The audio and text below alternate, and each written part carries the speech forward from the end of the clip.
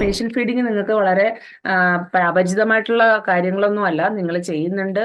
പക്ഷെ ആ ചെയ്യുന്നതിൽ കുറച്ചുകൂടെ കാര്യങ്ങൾ നമുക്ക് എന്തെങ്കിലും സൂക്ഷ്മമായിട്ട് നിരീക്ഷിക്കേണ്ടതുണ്ടോ, അല്ലെങ്കിൽ കുറച്ചുകൂടെ തിയറട്ടിക്കലായിട്ട് കാര്യങ്ങൾ നമ്മൾ അറിയേണ്ടതുണ്ടോ, അല്ലെങ്കിൽ ആ രോഗിക്ക് അപകടം ഉണ്ടാകാത്ത രീതിയിൽ നമുക്ക് എങ്ങനെ രോഗിയെ കിടപ്പിലായതാണെങ്കിലും അല്ലെങ്കിൽ സ്വന്തമായിട്ട് ആഹാരം കഴിക്കാൻ കഴിയാത്ത രോഗിയാണെങ്കിലും എങ്ങനെ അവർക്ക് അവർക്ക് ശ്വാസതടസ്സമൊക്കെ ഉണ്ടാകും അല്ലെ, കൃത്യമായിട്ട് നമ്മൾ ആഹാരം കൊടുക്കാൻ കഴിഞ്ഞില്ലെങ്കിൽ. അപ്പൊ അത്തരത്തിലുള്ള കാര്യങ്ങൾ എങ്ങനെയാണ്, അപകട സാധ്യതകൾ എങ്ങനെയൊക്കെയാണ് സംഭവിക്കുക, എത്ര എത്ര സേഫായിട്ട് നമുക്ക് കൊടുക്കാൻ പറ്റും, ഇത്തരം കാര്യങ്ങളെ കുറിച്ചാണ്, അല്ലെങ്കിൽ എങ്ങനെയാണ് അത് കൊടുക്കാൻ പറ്റുക, ഇത്തരം കാര്യങ്ങളാണ് ഇന്നത്തെ സെഷനിൽ ഇൻക്ലൂഡ് ചെയ്തിരിക്കുന്നത്. ഓക്കെ, അപ്പൊ എങ്ങനെയാണ് രോഗിക്ക് ഭക്ഷണം നൽകുന്ന വിധം എന്നതിനെ കുറിച്ചാണ് നിങ്ങളോട്. ഇതിലെന്താ അത്ര വലിയ കാര്യം എന്ന് നിങ്ങൾ ചിന്തിക്കുന്നുണ്ടാവും അല്ലെ, പക്ഷെ ഇതിൽ ചില കാര്യങ്ങളെങ്കിലും നമുക്കതിൽ വളരെ കൃത്യമായിട്ട് ശ്രദ്ധിച്ച് ചെയ്യേണ്ട കാര്യങ്ങളൊക്കെയാണ് നിങ്ങൾക്ക് പറഞ്ഞു തരുന്നത്. ഇപ്പൊ ഈ പിക്ചർ നോക്കിക്കോളൂ, ഇത് ഒരു റൈൽസ് ട്യൂബ്, ഒരു ട്യൂബ് നിങ്ങൾക്ക് കണ്ടിട്ടുണ്ട്. നിങ്ങൾ സ്ഥിരം വലിയ ഹോസ്പിറ്റലാണെങ്കിലും CHC പോലുള്ള IP ഉള്ള അഡ്മിഷൻ നടത്തുന്ന കിടക്കുന്ന രോഗികളുള്ള ഹോസ്പിറ്റലുകളെല്ലാം ഇത്തരം കാഴ്ചകൾ നിങ്ങൾക്ക് സുപരിചിതമായിട്ടുള്ളതാണ് അല്ലേ. അപ്പൊ ഇതിൽ നിങ്ങൾ ഫീഡുകൾ ഇപ്പൊ കൊടുക്കുന്നുണ്ടാവും, അല്ലെങ്കിൽ ബൈസ്റ്റാൻഡറോട് നിങ്ങൾ എങ്ങനെ കൊടുക്കണമെന്ന് നിങ്ങൾ നിർദ്ദേശിക്കുന്നുണ്ടാവും, പറഞ്ഞു കൊടുക്കുന്നുണ്ടാവും. അപ്പൊ അതിൽ എന്തൊക്കെ കാര്യങ്ങൾ നമ്മൾ ഇനി കൂടുതൽ ശ്രദ്ധിക്കണം എന്നുള്ളത് ഈ ക്ലാസ് കഴിയുമ്പോഴേക്കും നിങ്ങൾക്ക് കുറച്ചുകൂടെ വ്യക്തമാകും. അപ്പൊ ആഹാരം കൊടുക്കുന്ന കാര്യത്തിലേക്ക് കടക്കുന്നതിന് മുമ്പ് നമുക്ക് എന്താണ് ഇതിന്റെ പ്രാധാന്യം, അതായത് പോഷകാഹാരം എന്നുള്ളത് എന്താണെന്നും അതിന്റെ പ്രാധാന്യം എന്താണെന്ന് നിത്യേനയുള്ള ആഹാരത്തിൽ ഇത്തരം പോഷക ഘടകങ്ങൾ അടങ്ങിയ ആഹാരം നമ്മൾ കഴിക്കുന്നതിൽ എന്താണ് അതിന്റെ പ്രസക്തി എന്നുള്ളതൊക്കെ നമുക്കൊന്ന് നോക്കാം അല്ലെ. അപ്പൊ ശരിയായ പോഷകാഹാരം കഴിക്കുന്ന, നിങ്ങൾക്ക് സ്ലൈഡൊക്കെ കാണാൻ പറ്റുന്നുണ്ടല്ലോ അല്ലെ. ശരിയായ പോഷകാഹാരം കഴിക്കുന്നത് രോഗം തടയുന്നതിലും രോഗമുക്തി നേടുന്നതിലും രണ്ട് കാര്യങ്ങളാണ് അല്ലെ.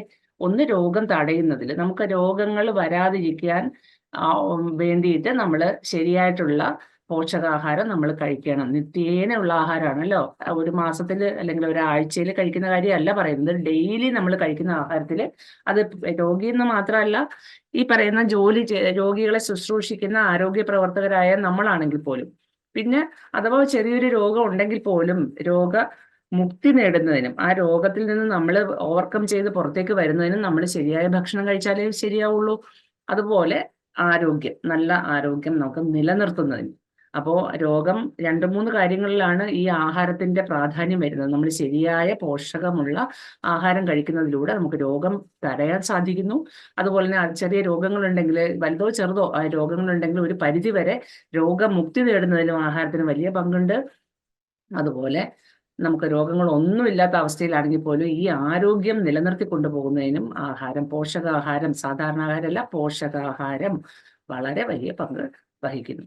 അപ്പോൾ ഇത് എന്തുകൊണ്ടാണിത് അങ്ങനെ പറയുന്നതിന്റെ ഒരു കാര്യമാണ് താഴേക്ക് പറയുന്നത്. പോഷകാഹാര കുറവ് ചില ആൾക്കാരിൽ കാണാറുണ്ട് അല്ലെ.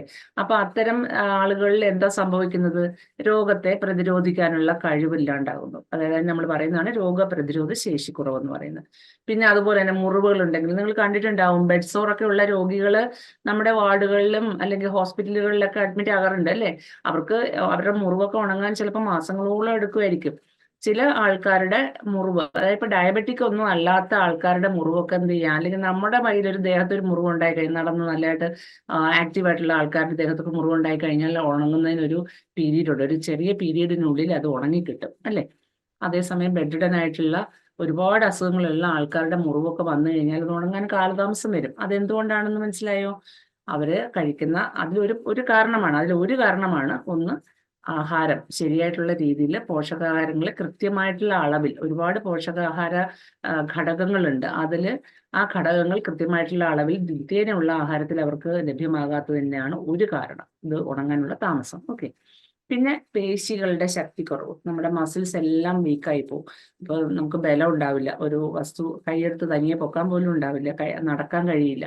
അപ്പൊ അത്തരം ചില പ്രശ്നങ്ങൾ ഉണ്ടാവും ആഹാരത്തിന്, പോഷകാഹാരങ്ങളുടെ അഭാവം ഉണ്ടാവുകയാണെങ്കിൽ. അതുപോലെ തന്നെ മാനസികമായിട്ടുള്ള ബുദ്ധിമുട്ടുകളും ഉണ്ടാകും. അപ്പൊ എന്തെല്ലാം കാര്യങ്ങളാണെന്ന് നോക്കിക്കാൻ നമ്മൾ നിസ്സാരമായിട്ട് കാണേണ്ട കാര്യമല്ലല്ലേ. ആഹാരത്തിലെ പോഷക ഘടകങ്ങൾ നിത്യേന നമ്മൾ കഴിക്കേണ്ടതിന് അതിന്റെ പ്രാധാന്യമാണ് ഈ സ്ലൈഡിൽ വിശദീകരിക്കുന്നത്. ഇനി നമ്മുടെ ഉത്തരവാദിത്വം എന്താണ്? നമ്മളിപ്പോൾ ആഹാരം നമ്മുടെ വീട്ടിൽ നല്ല ആഹാരം നമ്മൾ രോഗികൾക്ക് കൊടുക്കുന്നത്. ഇപ്പൊ ചില സ്ഥാപനങ്ങൾ, സ്പെഷ്യാലിറ്റി ഹോസ്പിറ്റൽ പോലെയുള്ള സ്ഥാപനങ്ങളിലൊക്കെ ആഹാരം അവിടെ പ്രിപ്പയർ ചെയ്യുന്നുണ്ട് അല്ലെ, രോഗികൾക്ക് അവിടുന്ന് ഫുഡ് കൊടുക്കുന്നുണ്ട്. ചില ഹോസ്പിറ്റലുകളിലൊക്കെ ഉണ്ട്, എല്ലാ ഹോസ്പിറ്റലിലും നമ്മൾ പ്രൊവൈഡ് ചെയ്യുന്നില്ല. എങ്കിലും ഈ കൊടുക്കുന്ന അത് ഘടകങ്ങൾ അടങ്ങിയ ആഹാരമാണെന്ന്, അല്ലെങ്കിൽ രോഗി അവരുടെ വീടിൽ നിന്ന് കൊണ്ടുവരുന്ന ആഹാരമാണ് അവർ കഴിക്കുന്നതെങ്കിൽ പോലും ഇത്തരം ഫുഡില് ഈ പറയുന്ന പോഷക ഘടകങ്ങൾ ഉണ്ടെന്ന് ആരോഗ്യ പ്രവർത്തകരായ നമ്മൾ ഒന്ന് ഉറപ്പ് വരുത്തേണ്ടതുണ്ട് അല്ലെ. അവരോടൊന്ന് ചോദിക്കാം. സ്വാഭാവികമായിട്ട് അവർ കഴിക്കുന്ന സമയത്ത് അന്ന് എന്തൊക്കെയുണ്ട് കറികൾ, എല്ലാം ഉണ്ടോ, പച്ചക്കറികളും മീനോ ഒക്കെ ഉണ്ടോ എന്നൊക്കെ വേണമെങ്കിൽ നമുക്ക് ചോദിക്കാം. തൈരോ അങ്ങനെയൊക്കെ ഉണ്ടോ. അപ്പൊ ഇത്തരം എന്തിനാ അങ്ങനെയൊക്കെ ചോദിക്കുന്നത്? അതൊരു കുശലാന്വേഷണത്തിന്റെ ഭാഗമായിട്ട് നമുക്ക് വേണമെങ്കിൽ അത് അന്വേഷിക്കാൻ പറ്റും. നമ്മുടെ ഉത്തരവാദിത്വം കൂടിയാണ്. അത് ഇവർ കഴിക്കുന്നതിൽ അതെല്ലാം വരുന്നുണ്ടോ, രോഗിക്ക് ഇതെല്ലാം കിട്ടുന്നുണ്ടോ, ഇതൊക്കെ നമുക്കൊന്ന് അന്വേഷിക്കണം. അത് നമ്മൾ ശ്രദ്ധിക്കേണ്ടതാണ്. നമ്മുടെ റെസ്പോൺസിബിലിറ്റിയിൽ വരുന്നതാണത്. അപ്പോൾ ഓരോ രോഗിക്കും അവരുടെ രോഗാവസ്ഥയിൽ നിന്ന് അവരൊന്ന് റിക്കവറി ചെയ്ത് വരുന്നതിന് ആവശ്യമായ വിധത്തിലുള്ള ഭക്ഷണക്രമം, അതായത് രാവിലെ എന്ത് കഴിക്കണം, അല്ലെങ്കിൽ ഒരു നേരത്തെ ആഹാരത്തിൽ എന്തൊക്കെ ഉൾപ്പെടണം. ചിലപ്പോൾ ഡോക്ടർമാരുടെ ഒരു നിർദ്ദേശം ഉണ്ടാകും. ചില പേഷ്യൻസിനെല്ലാം ഡയറ്ററി ഇൻസ്ട്രക്ഷൻസ് ഉണ്ടാവും. അതായത് ആഹാരമായിട്ട് ആഹാരക്രമം ചിലപ്പം നിർദ്ദേശിച്ചിട്ടുണ്ടാവും. അല്ലെങ്കിൽ ചിലപ്പോൾ ആഹാരം ഇന്നത് കൊടുക്കണമെന്നൊരു ഡയറ്റ് പ്ലാനോ അങ്ങനെ എന്തെങ്കിലും, ചിലപ്പോൾ ഡയറ്റീഷ്യൻസ് ഒക്കെ ഉള്ളിടത്താണെങ്കിൽ കൃത്യമായിട്ടുള്ള ആഹാരക്രമം അവർക്ക് നിർദ്ദേശിച്ചിട്ടുണ്ടാവും. അപ്പൊ അത് ഈ എഴുതി കൊടുക്കുന്നതിലല്ല കാര്യം, ഇത് അവര് ഫോളോ ചെയ്യുന്നുണ്ടോ എന്നുള്ളത് ഒന്ന് നോക്കുക എന്നുള്ളതും കൂടി നമ്മുടെ ഉത്തരവാദിത്തപ്പെടുന്നതാണ്. ഇനി ഫീഡിങ് നൽകേണ്ട ആവശ്യകത അല്ലെങ്കിൽ അതിന്റെ ഒരു പ്രയോജനം, എങ്ങനെയാണ് ഇത് നൽകുന്നത്, ഫീഡിങ് നൽകുമ്പോൾ ഉണ്ടാകുന്ന, ഫീഡിങ് എന്ന് ഉദ്ദേശിക്കുന്നത് നമ്മൾ ആഹാരം നൽകുമ്പോൾ എന്നൊക്കെ പറഞ്ഞ, ഫീഡിങ് ഒരു ഇംഗ്ലീഷ് വാക്കല്ലേ, പക്ഷെ നിങ്ങൾക്ക് അത് പറഞ്ഞാലും വ്യക്തമാകും അല്ലെ.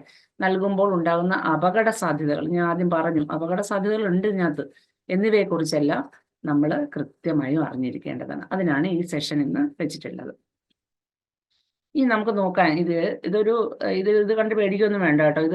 ഇത് ഇത്രയൊന്നും നമ്മൾ ചെയ്യുന്നുണ്ടോ എന്ന് ചോദിച്ചു കഴിഞ്ഞാൽ നമ്മൾ കൊടുക്കുന്നുണ്ട്. പക്ഷെ അത് എല്ലാം എപ്പോഴും വരുന്നില്ല എന്ന് മാത്രം. നമ്മൾ എങ്ങനെയൊക്കെയാണ് നമ്മുടെ ആ രോഗിക്ക് ആഹാരം കൊടുക്കുന്ന രീതികളെ നമ്മൾ തരംതിരിച്ചിരിക്കുന്നതാണ്. പ്രധാനമായിട്ടും 2 തരംതിരിവാണ്. അതിൽ ആദ്യം കണ്ടേക്കുന്നുണ്ട്, അതൊരു ഇംഗ്ലീഷ് വാക്കുകളാണ്. ഇതിനെ മലയാളീകരിക്കാൻ ഈ കോളത്തിലൊന്നും കൊള്ളാത്തത് കൊണ്ടാണ് അത് അങ്ങനെ എഴുതിയിരിക്കുന്നത് കേട്ടോ. എൻഡറൽ എന്നും പാരന്ററൽ എന്നും 2 വിഭാഗമാണ് പ്രധാനമായിട്ട് നമ്മൾ ആഹാരം കൊടുക്കുന്നതിൽ. എൻഡറൽ എന്ന് പറഞ്ഞു കഴിഞ്ഞാൽ എന്താണ്? എൻഡറൽ എന്ന് പറയാൻ നമ്മൾ വായിലൂടെ കൊടുക്കുന്നതിനാണ് നമ്മൾ എൻഡറൽ എന്ന് പറയുന്നത് കേട്ടോ. എൻഡറൽ. അതേസമയം പാരന്ററൽ എന്ന് പറഞ്ഞാൽ നമ്മൾ ഞരമ്പിലൂടെ, അതായത് വായിലൂടെ അല്ലാതെ മറ്റേതെങ്കിലും വഴിയിലൂടെ കൊടുക്കുന്നതിന് നമ്മൾ പാരന്ററൽ എന്ന് പറയും. ഓക്കെ. അപ്പൊ എൻഡറൽ എന്ന് പറയുന്നതാണ് പ്രധാനമായിട്ട് നമ്മൾ നമ്മുടെ സ്ഥാപനങ്ങളിലെല്ലാം ചെയ്യുന്നത്. രോഗികൾക്ക് ഫുഡ് കൊടുക്കുന്നതെല്ലാം ഈ പറഞ്ഞ ആദ്യത്തെ കാറ്റഗറിയാണ്, എൻഡറൽ. ഓക്കെ. എൻഡറൽ എന്ന് പറഞ്ഞാൽ കണ്ടല്ലോ, ഇതാണ്. ആ എൻഡറൽ എന്ന് പറയുന്നതിലാണ് ഓറൽ, അതായത് വായിലൂടെ നമ്മൾ സാധാരണ കഴിക്കുന്ന ഭക്ഷണം, കൈകൊണ്ട് വായിലൂടെ കഴിക്കുന്ന ഭക്ഷണം. പിന്നെ ഉള്ളത് ട്യൂബ് ഫീഡിംഗ് ആണ്. ട്യൂബ് ഫീഡിംഗ് ആണെങ്കിലും നമ്മൾ വായിലൂടെ തന്നെയാണ്, അല്ലെ മൂക്കിലൂടെ ഇടുന്ന ട്യൂബിലാണ് നമ്മൾ കൊടുക്കുന്നത്. ഇനി ഓറൽ ഫീഡിങ്ങിൽ എന്താണ്? അതായത് വായിലൂടെ കഴിക്കുന്ന ആഹാരം കൊടുക്കുന്ന ആഹാരത്തിന് പിന്നെ നമുക്ക് അവിടെ ചെയ്യാനുള്ള എന്താണ്? അത് അസിസ്റ്റഡ് ഫീഡിംഗ് ആണ്. അതുകൊണ്ടാണ് അവിടെ ഓറൽ പറഞ്ഞത്. തനിയെ വാരി കഴിക്കാൻ കഴിയുന്ന ആൾക്കാർ തനിയെ തന്നെ കഴിക്കും. അതിൽ നമ്മൾ ബോധർ ചെയ്യേണ്ട കാര്യമില്ല. അവർക്ക് ഫുൾ കപ്പാസിറ്റി ഉണ്ട്. തനിയെ ഫുഡ് ശ്വാസകോശത്തിലൊന്നും പോകാതെ കഴിക്കാനുള്ളൊരു കഴിവുള്ള ആൾക്കാരെ അവർ കഴിക്കുന്ന ആഹാരത്തിൽ പോഷക ഘടകങ്ങളുണ്ടോ, കൃത്യമായിട്ട് നല്ല ഫുഡാണോ കഴിക്കുന്നത് മാത്രം നമ്മൾ ശ്രദ്ധിച്ചാൽ മതി. അതേസമയം അസിസ്റ്റഡ് ഫീഡിങ്, ചില ആൾക്കാർക്ക് എഴുന്നേറ്റൊക്കെ ഇരിക്കാം, വയസ്സായതോ അല്ലെങ്കിൽ പാലിയേറ്റീവ് മറ്റു പേഷ്യൻസോ അല്ലെങ്കിൽ ചില കുട്ടികളായിരിക്കാം, കുഞ്ഞുങ്ങളുണ്ടാവും. അപ്പൊ ഇത്തരം പേഷ്യൻസിനെ നമ്മൾ ഒന്ന് അസിസ്റ്റ് ചെയ്യുക. അവർ തനിയെ കഴിക്കും, പക്ഷേ എന്ത് ചെയ്യണം? ഒരു സപ്പോർട്ട് വേണം. അപ്പൊ അതിൽ ബൈസ്റ്റാൻഡർക്ക് പേടിയോ, അത് ചിലർ പറയും കൊടുക്കാൻ പേടിയാ, സ്പൂണിൽ കോരി കൊടുക്കാൻ പേടിയാവുന്നു എന്ന് പറയും. എങ്ങാനും മണ്ടയിൽ കയറിയാലെന്നാണ് അവർ പറയുന്നത്. മണ്ടയിൽ കയറിയാന്ന് പറയുന്നത് എന്താണ്? ആസ്പിറേഷൻ ആണ് ഉദ്ദേശിക്കുന്നത്. ഇത് അന്നനാളത്തിലേക്ക് പോകുന്നതിന് പകരം എന്ത് ചെയ്യും? അത് ശ്വാസനാളത്തിലേക്ക് പോകാൻ സാധ്യതയുണ്ട്. അതാണ് ഒരു അപകടം. നമ്മൾ ആഹാരം കൊടുക്കുമ്പോൾ ശ്രദ്ധിക്കേണ്ടത് ഒരു അപകടം അതാണ്. അപ്പൊ അസിസ്റ്റഡ് ഫീഡിംഗ് എന്ന് പറഞ്ഞാൽ അതാണ്. പിന്നെ നമ്മൾ നോക്കുമ്പോൾ ട്യൂബ് ഫീഡിങ്. ട്യൂബ് എന്ന് പറയുമ്പം നമ്മൾ സാധാരണ ചെയ്യുന്ന ട്യൂബ് ഫീഡിങ് എന്താണ്? മൂക്കിലൂടെ ഒരു റൈൽസ് ട്യൂബ് ഇട്ടിട്ട് ആഹാരം സ്റ്റൊമക്കിൽ എത്തിക്കുന്ന ഫീഡിംഗ് ആണ് ട്യൂബ് ഫീഡിങ് അല്ലെ. അതാണ് നേസോ ഗ്യാസ്ട്രിക് ട്യൂബ് ഫീഡിംഗ് എന്ന് പറയുന്നത്. നേസോ ഗ്യാസ്ട്രിക് എന്ന് ഉദ്ദേശിക്കുന്നത് മൂക്കിലൂടെ വയറിലെത്തുന്ന ട്യൂബ് ഫീഡിംഗ് ആണ്. അത് കൂടാതെ വീണ്ടും ട്യൂബ് ഫീഡിങ്ങുകൾ ഉണ്ട്. അത് നിങ്ങൾ പലരും വലിയ ഹോസ്പിറ്റലൊക്കെ ഉള്ള ജോലി ചെയ്യുന്ന ആൾക്കാർ കണ്ടിട്ടുണ്ടാവും. ഗ്യാസ്ട്രോസ്റ്റമി ഫീഡിങ് എന്ന് പറയാം. അതായത് വയറ് തുറന്നിട്ട് നമ്മുടെ സ്റ്റൊമക്ക് അല്ലേ, നമ്മുടെ ആഹാരം ചെന്നെത്തുന്ന ആ സഞ്ചി ഉണ്ടല്ലോ സ്റ്റൊമക്ക്, ആ സ്റ്റൊമക്കിൽ ഡയറക്റ്റ് ആയിട്ട് ട്യൂബ് ഇട്ടിട്ട് കൊടുക്കുന്ന ഫീഡിങ്ങിനെയാണ് നമ്മൾ ഗ്യാസ്ട്രോസ്റ്റമി ഫീഡിങ് എന്ന് പറയുന്നത്. പിന്നെ വേറൊരു ട്യൂബ് ഫീഡിങ് എന്ന് പറഞ്ഞാൽ ജിജിനോസ്റ്റമി ഫീഡിങ്, ചെറിയ കുടല്, ചെറുകുടൽ എന്ന് കേട്ടിട്ടുണ്ടല്ലോ. സ്റ്റൊമക്കും കഴിഞ്ഞുള്ള അടുത്ത കുഴലാണ് അല്ലേ, താഴേക്ക് പോകുന്നതിന് മുമ്പുള്ള ആ ജിജിനോസ്റ്റമി എന്ന് പറയുന്നത്. അവിടെ ചില അവസരങ്ങളിൽ ചില ക്യാൻസറിലോ ചില കേസസ് ഒക്കെ വയറില് കുടലില് ക്യാൻസർ വന്ന ആൾക്കാർക്കോ അല്ലെങ്കിൽ എന്താ പറയണ്ടേ, ഈ മുകളിൽ നിന്ന് താഴത്തേക്ക് വരെ ആഹാരം എത്താത്ത അവസ്ഥയുള്ള രോഗികളുണ്ടാവും. അവർക്കൊക്കെ ആഹാരം കൊടുക്കണ്ടേ.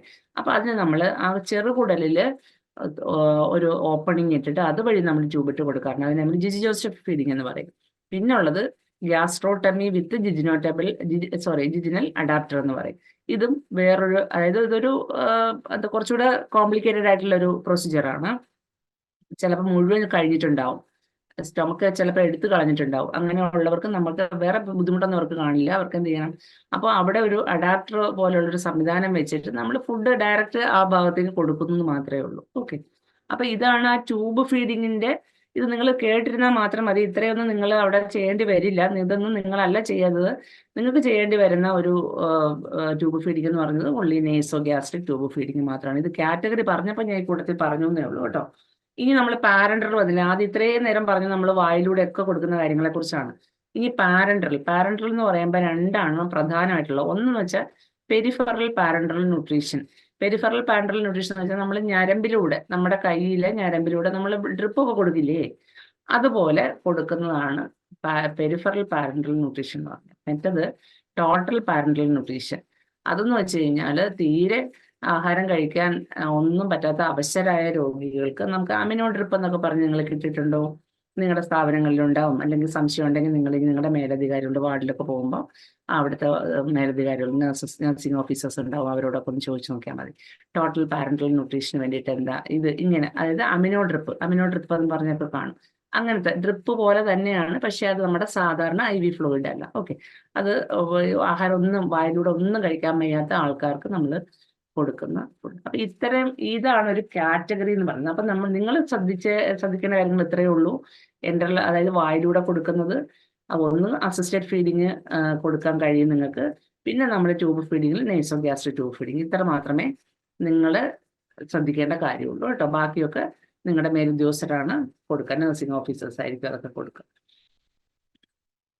ഇനി എന്താണ് അസിസ്റ്റഡ് ഫീഡിങ്? ഓൾറെഡി പറഞ്ഞു കഴിഞ്ഞു. അസിസ്റ്റഡ് ഫീഡിങ് ഒന്നുമില്ല. പടം കണ്ടോ? ആ പടത്തിൽ എന്താ ചെയ്യണത്? ഒരു പ്രായം ചെന്ന അമ്മയ്ക്ക് ഒരു സിസ്റ്റർ അല്ലെങ്കിൽ അവിടുത്തെ ആരോഗ്യ പ്രവർത്തകർ ആരാണെങ്കിലും അവരെന്ത് ചെയ്യുന്നു, സ്വന്തമായിട്ട് അവർക്ക് കഴിക്കാൻ കഴിയുന്നില്ല, അവരുടെ മുന്നിലേക്ക് ഒരു കാർഡിയാക് ടേബിൾ പോലെ ഒരു ടേബിളൊക്കെ വെച്ചിട്ട് അവരെന്ത് ചെയ്യുന്നു, ഭക്ഷണം കോരി കൊടുക്കുന്നു, അല്ലെങ്കിൽ അവർ കോരി കഴിക്കുന്നതിനെ അവരെ ഒന്ന് സപ്പോർട്ട് ചെയ്യുന്നു. ഓക്കെ, ഇതിനെയാണ് നമ്മൾ അസിസ്റ്റഡ് ഫീഡിങ് എന്ന് പറയുന്നത്. സഹായിക്കുന്നു, ആഹാരം കഴിക്കാൻ ഹെൽപ്പ് ചെയ്യുന്നു, അതാണ് അതിന്റെ അർത്ഥം. ഇനി ഇതിന്റെ ഉദ്ദേശം, ഇവരെ ഫീഡിങ് സഹായിക്കേണ്ടതിന്റെ ആവശ്യം ആണ് ഞാൻ ഇവിടെ പറയാൻ പോകുന്നത്. സ്വന്തമായിട്ട് ഭക്ഷണം കഴിക്കാത്ത രോഗിയെ ഒന്ന് സഹായിക്കുന്നതിനാണ് അല്ലേ, അതാണ് ഒരു ഉദ്ദേശം നമ്മൾ ഈ അസിസ്റ്റ് ചെയ്യുന്നത്. പിന്നെ രോഗിയുടെ പോഷകാഹാര ആവശ്യം നിറവേറ്റുന്നത്. അതായത് ഇങ്ങനെ കൊടുത്തില്ലെങ്കിൽ അവരെന്ത് ചെയ്യും, ആഹാരം സ്കിപ്പ് ചെയ്യും, അല്ലെങ്കിൽ 1-2 സ്പൂൺ കഴിച്ചിട്ട് അവരെന്ത് ചെയ്യും, അവരെടുത്ത് വെച്ചേക്കുന്ന ആ ഒരു എമൗണ്ട് അവർ കഴിക്കില്ല. അപ്പൊ അവർക്ക് കാരണം അവർക്ക് അതിനുള്ളൊരു ബുദ്ധിമുട്ടുണ്ടാവും. കുറെ നേരം എണീറ്റിരിക്കുന്നതിനോ അല്ലെങ്കിൽ ഇത് സ്പൂണിൽ നിന്ന് പാത്രത്തിലേക്ക് കോർഡിനേഷൻ കാണത്തില്ല. ചില പേഷ്യൻസ് കണ്ടിട്ടില്ലേ, പാത്രത്തിൽ നിന്ന് ഭക്ഷണം എടുത്തിട്ട് സ്പൂൺ കൊണ്ട് എടുത്തിട്ട് വായിലേക്ക് കൊണ്ടുവരാൻ അവർക്ക് ഒരു കോർഡിനേഷൻ കിട്ടത്തില്ല. അപ്പൊ അങ്ങനെയുള്ള രോഗികൾ ഉണ്ടാവും. അപ്പൊ അതുകൊണ്ട് തന്നെ ആഹാരം കുറെയൊക്കെ പുറത്തു പോകും. കൃത്യമായിട്ടുള്ള ആഹാരം അവർക്ക് കിട്ടുന്നുണ്ടാവില്ല. അപ്പൊ അത് വേണം. പിന്നെ ആരോഗ്യനില, നമ്മൾ ആദ്യം പറഞ്ഞു ആരോഗ്യം നിലനിർത്താൻ തീർച്ചയായിട്ടും വേണം അല്ലെ, എണീറ്റ് കിടക്കണം. നമ്മൾ പറയില്ല, നമ്മൾ ഭക്ഷണം കഴിച്ചില്ലെങ്കിൽ നമുക്ക് എണീറ്റ് കിടക്കാൻ കഴിയുമോ? ഇല്ല. അപ്പൊ ഒന്നുകിൽ ആ ആരോഗ്യം നിലനിർത്തുന്നതിന് വേണ്ടിയിട്ടോ, അല്ലെങ്കിൽ പോഷക ഘടകങ്ങളൊക്കെ കൂടുതൽ കഴിച്ച് കുറച്ച് വെജിറ്റബിൾസും സൂപ്പോ അങ്ങനെ എന്തെങ്കിലും കഴിക്കുമ്പോൾ നമുക്ക് വയറ് നിറയും ചെയ്യും. അതേസമയം കൂടുതൽ റിച്ച് ആയിട്ടുള്ള വൈറ്റമിൻ മിനറൽ റിച്ച് ആയിട്ടുള്ള ഫുഡ് നമുക്ക് കിട്ടുകയും ചെയ്യും. അപ്പൊ അങ്ങനെ അത് വർദ്ധിപ്പിക്കുന്നതിന് ആവശ്യമാണ്. പിന്നെ നിർജ്ജലീകരണം തടയുന്നതിന്. എന്താണ് നിർജ്ജലീകരണം? നിർജ്ജലീകരണം എന്ന് പറഞ്ഞാൽ അറിയാലോ, ഡീഹൈഡ്രേഷൻ എന്ന് നമ്മൾ പറയല്ലേ, ശരീരത്തിലെ ജലാംശം കുറഞ്ഞു പോകുന്നത് തടയുന്നതിന്. ഇപ്പൊ കഞ്ഞി നമ്മൾ ചോറ് കൊടുക്കുന്നതിന് പകരം ഇങ്ങനെ കിടപ്പിലായ രോഗിക്ക് കഞ്ഞി കൊടുക്കുകയാണെങ്കിൽ എന്താണ് സംഭവിക്കുക?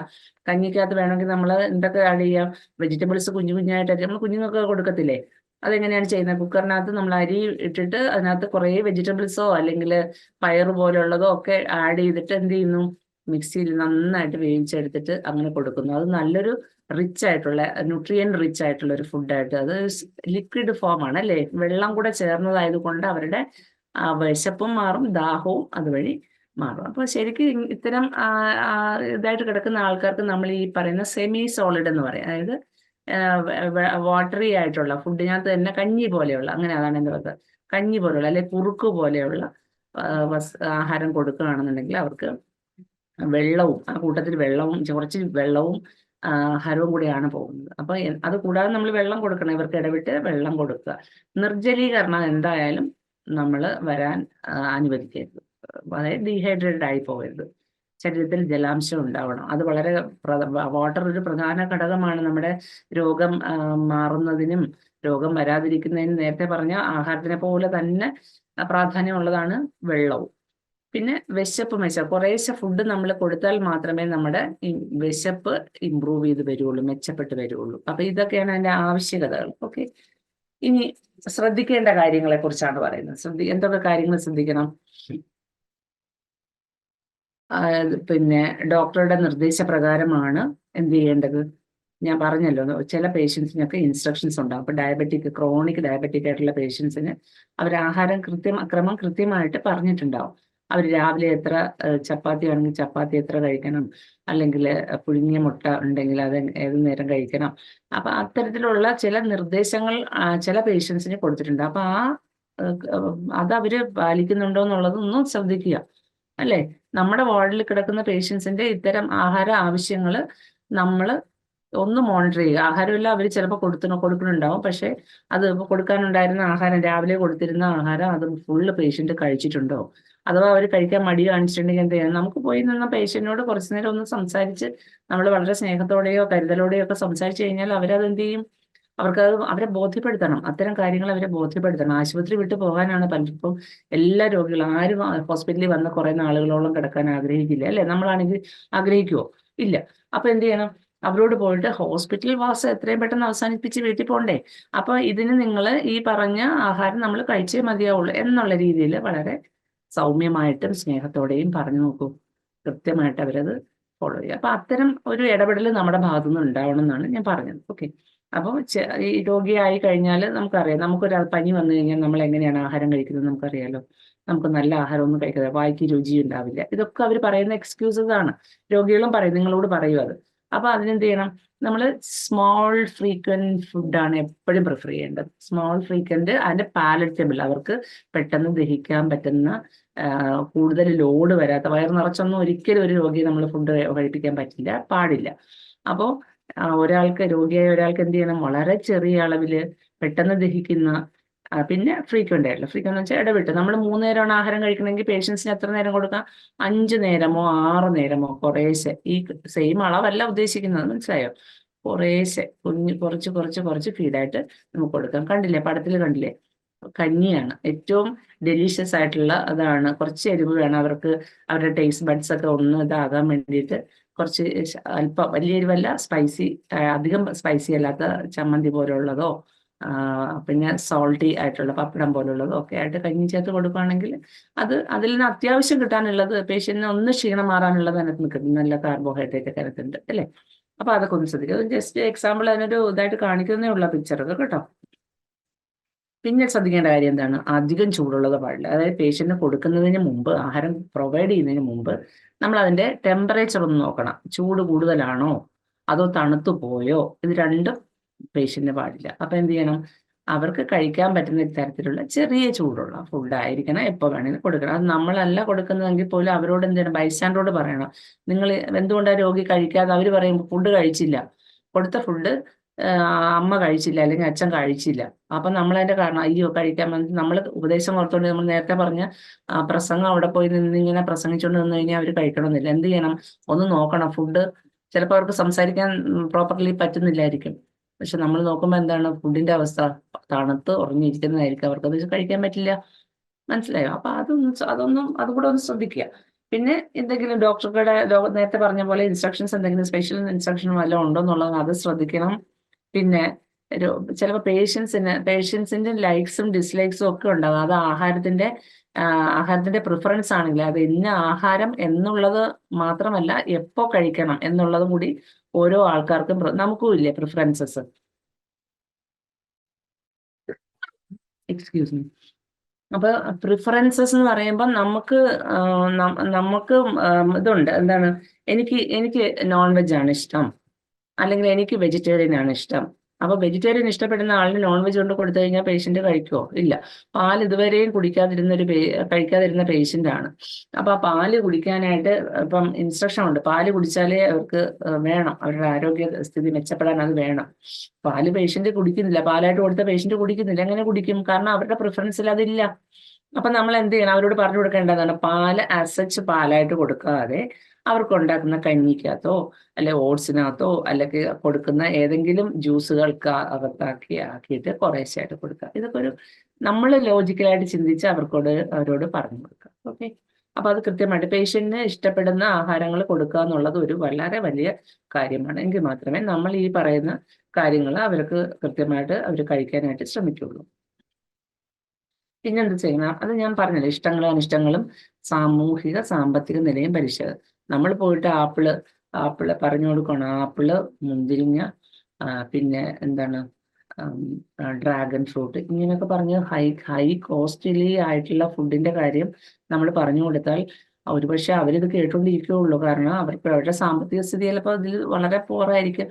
അങ്ങനെയുള്ളവരോട് നമ്മൾ നമ്മുടെ നാട്ടിൽ അവൈലബിൾ ആയിട്ടുള്ള ഈസിലി അവൈലബിൾ ആയിട്ടുള്ള അതേസമയം ഇതേ പോഷക മൂല്യങ്ങളുള്ള എന്തൊക്കെ വസ്തുക്കൾ ഉണ്ടെന്നുള്ളത് നിങ്ങൾ പഠിച്ച് ചോദിച്ച് അറിയാൻ പാടില്ലെങ്കിൽ അത് ആരോടെങ്കിലും ചോദിച്ച് മനസ്സിലാക്കി വെച്ചിട്ട് അതിന് സബ്സ്റ്റിറ്റ്യൂട്ട് ആയിട്ടുള്ളത് അവരോട് പറയണം. അങ്ങനെയാണ് വേണ്ടത്. അപ്പോൾ അങ്ങനെ അവരുടെ സാമ്പത്തിക നിലയും അവരുടെ ഇഷ്ടങ്ങളും ഇതൊക്കെ നോക്കിയിട്ടാണ് നമ്മൾ അവരോട് കാര്യങ്ങൾ പറഞ്ഞ് മനസ്സിലാക്കുക. പിന്നെ കഴിയുമെങ്കിൽ അവർക്ക് ഏറ്റവും ഇഷ്ടപ്പെട്ട ഭക്ഷണങ്ങൾ കൊണ്ടുവന്ന് കൊടുക്കാനായിട്ട് വീട്ടുകാരോട് പറയുക. അങ്ങനെയാണെന്നുണ്ടെങ്കിൽ മാത്രമേ ഇവര് ഈ പറഞ്ഞ അളവിൽ അല്ലെങ്കിൽ അത്തരം പോഷകഘടകങ്ങൾ ഇവര് കഴിക്കുള്ളൂ. ഓക്കെ. പിന്നെ ദഹനത്തിന് അനുയോജ്യമായിട്ടുള്ള ഫുഡും, അതായത് ഓരോ പേഷ്യൻസിന്റെയും ഇഷ്ടാനിഷ്ടങ്ങൾ കാര്യങ്ങളെല്ലാം ആരോഗ്യ അവസ്ഥകളും എല്ലാം അവരുടെ വീട്ടുകാർക്ക് വ്യക്തമായിട്ട് അറിയാം. അപ്പൊ നമ്മൾ പോയി പറഞ്ഞു കൊടുക്കുമ്പോൾ അതും കൂടി നമ്മളൊന്ന് ചോദിച്ച് മനസ്സിലാക്കിയിട്ട് വേണം അവരോട് കൃത്യമായിട്ട് പറയാൻ. ഓക്കെ. ഇനി ഫീഡിങ് നമ്മളിപ്പോൾ കൊടുക്കുക അസിസ്റ്റഡ് ഫീഡിങ്ങിനാണെന്ന് വെച്ചോ, ഒരു പേഷ്യന്റിനെ ഒന്ന് അസിസ്റ്റ് ചെയ്യണം ഫീഡിങ്ങിന്. അപ്പൊ അങ്ങനെ കൊടുക്കുന്നതിന് മുമ്പ് നമ്മൾ എന്തെങ്കിലും ചില കാര്യങ്ങൾ അറിഞ്ഞിരിക്കേണ്ടതുണ്ടോ? തീർച്ചയായിട്ടും അറിഞ്ഞിരിക്കണം. എന്തൊക്കെ അറിയണം? രോഗിയുടെ പൊതുവായ അവസ്ഥ. ഇപ്പോ പേഷ്യന്റ് എങ്ങനെയാണ്, പേഷ്യന്റിന്റെ അവസ്ഥ എന്താണെന്ന് നോക്കണം. അതായത് സ്വയം ആഹാരം കഴിക്കാൻ പറ്റുന്നുണ്ടോ? അതായത് സ്വന്തമായിട്ട് ആഹാരം കഴിക്കാൻ കഴിവുള്ള പേഷ്യന്റ് നമ്മൾ പോയി അസിസ്റ്റ് ചെയ്യേണ്ട കാര്യമുണ്ടോ? ഇല്ല. അപ്പൊ അതറിയണം. പേഷ്യന്റിന് അസിസ്റ്റഡ് ഫീഡിങ്ങിന്റെ ആവശ്യമുണ്ടോ എന്നുള്ളത് നോക്കണം. അപ്പൊ ആ പേഷ്യന്റ് പൊതുവായ രോഗാവസ്ഥയും അവരുടെ ഇപ്പോഴത്തെ അവസ്ഥയും ആ കേപ്പബിലിറ്റി എങ്ങനെയാണ്, അവരെ കൈകൊണ്ടൊക്കെ എടുത്ത് കഴിക്കാൻ പറ്റുന്നവരാണോ എന്നുള്ളത് നോക്കിയിട്ടേ പോയി കൊടുക്കാവൂ. പിന്നെ നമ്മൾ പറയുന്ന കാര്യങ്ങൾ, ഇൻസ്ട്രക്ഷൻസ്, എന്തെങ്കിലും നിർദ്ദേശങ്ങൾ കൊടുക്കുന്നത് അത് കേട്ടിട്ട് അതുപോലെ ചെയ്യാൻ കഴിയുന്നുണ്ടോ? ഇൻസ്ട്രക്ഷൻസ് ഫോളോ ചെയ്യാൻ കഴിയുന്നുള്ള രോഗിയാണോ അതോ ഡിസോറിയന്റഡ് ആണോ? നമ്മൾ ഒരുപാട് കാര്യങ്ങൾ ഉണ്ടാവും. ഒന്നുകിൽ കേൾവിക്കുറവുണ്ടാവും, അല്ലെങ്കിൽ പറയുന്നത് അവർക്ക് മനസ്സിലാകുന്നുണ്ടാവില്ല, അവർക്ക് അങ്ങോട്ട് ഉള്ളിലേക്ക് എടുക്കാൻ കഴിയുന്നുണ്ടാവില്ല. ചിലപ്പോൾ മെമ്മറി ലോസ് ആയിരിക്കും, മറവി ഉണ്ടാവും. ഒരുപാട് തരം പല പ്രശ്നങ്ങളുള്ള ആൾക്കാരാണ് നമ്മുടെ മുന്നിലുള്ളത്, അല്ലേ? അപ്പൊ ഇതൊക്കെ നമ്മൾ മുന്നേ കൂട്ടി ആഹാരം കൊണ്ടുവന്ന് വായിൽ കോരി ഒഴിച്ചു കൊടുക്കുന്നതിന് മുന്നേ നമ്മൾ ഇതൊക്കെ അസസ് ചെയ്യേണ്ടതുണ്ട്. പിന്നെ ഡോക്ടർ പറഞ്ഞിട്ടുണ്ടെങ്കിൽ, നിർദ്ദേശങ്ങൾ ഉണ്ടെങ്കിൽ അങ്ങനെയുള്ള ഭക്ഷണമാണോ ഈ രോഗിക്ക് വേണ്ടി തയ്യാറാക്കിയിട്ടുള്ളതെന്നുള്ളത് നോക്കുക. പിന്നെ ചിലപ്പോൾ പേഷ്യൻസ് പറയും ഫുഡ് കഴിക്കുന്നതിന് മുമ്പ് അവർക്ക് എണീറ്റ് നടക്കാൻ വയ്യാത്തവർക്കാണല്ലോ നമ്മൾ അസിസ്റ്റ് ചെയ്യണത്. അപ്പൊ അവർക്ക് ചിലപ്പോൾ ഒന്ന് യൂറിൻ പാസ് ചെയ്യണമെന്നോ അല്ലെങ്കിൽ ഒന്ന് ടോയ്ലറ്റിൽ പോകണമെന്നോ ഒക്കെ പറയുന്നുണ്ടാവും. അപ്പൊ അങ്ങനെ ഒരു ഡിമാൻഡും കൂടി അവർക്ക് അപ്പോഴും ഉണ്ടെങ്കിൽ അപ്പൊ പറയുകയല്ല വേണ്ടത്, അത് കുഴപ്പമില്ല, ഇത് കഴിഞ്ഞിട്ട് ഫുഡ് കഴിച്ചു കഴിഞ്ഞിട്ട് നിങ്ങൾക്ക് പോവാം, നമുക്ക് അങ്ങനെ പറയരുത്. നമ്മൾ നമ്മുടെ ജോലി തീർത്ത് പോകാൻ വേണ്ടിയിട്ടുള്ള തത്രപ്പാടില് അങ്ങനെ പറയാൻ പാടില്ല. ബിക്കോസ് ഈ ഫുഡ് കഴിക്കുന്ന ഇവരുടെ എലിമിനേഷൻ, അതായത് നിങ്ങൾ എലിമിനേഷൻ നിങ്ങൾക്ക് ഇനി വരുന്ന സെഷനാണ്, ഇനി അടുത്ത സെഷൻ അത് വരുന്നുണ്ട്. അപ്പോൾ ഈ എലിമിനേഷൻ അവർക്ക് വയറ്റിൽ നിന്ന് പുറത്തേക്ക് പോകാനുള്ള വൈഷമ്യത്തിലിരിക്കുന്ന പേഷ്യന്റിനോട് നിങ്ങൾ ഫുഡ് കഴിച്ചിട്ട് പോയാൽ മതി എന്ന് ഒരിക്കലും പറയരുത്. അങ്ങനെ ഒരു ആവശ്യം അവർക്കുണ്ടെന്ന് അത് ചോദിക്കണം. ഒരുപക്ഷെ അവരിങ്ങോട്ട് പറഞ്ഞതേ പറഞ്ഞു നിങ്ങൾക്ക് യൂറിൻ അങ്ങനെ പാസ് ചെയ്യണോ, അല്ലെങ്കിൽ ടോയ്ലറ്റിൽ പോകണമോ, ബെഡ് പാൻ വേണമോ, ഇത് ചോദിച്ചിട്ട് വേണമെന്നുണ്ടെങ്കിൽ അത് കൊടുത്തതിന് ശേഷം മാത്രമാണ് ആഹാരം കൊടുക്കേണ്ടത്. പിന്നെ സമയം, പേഷ്യന്റിന് വേണ്ടിയിട്ട് ഒരു പ്രത്യേക പറ്റുമെങ്കിൽ കൃത്യനിഷ്ഠ നമ്മുടെ ആഹാരത്തിന്റെ കാര്യത്തിൽ നോക്കണം.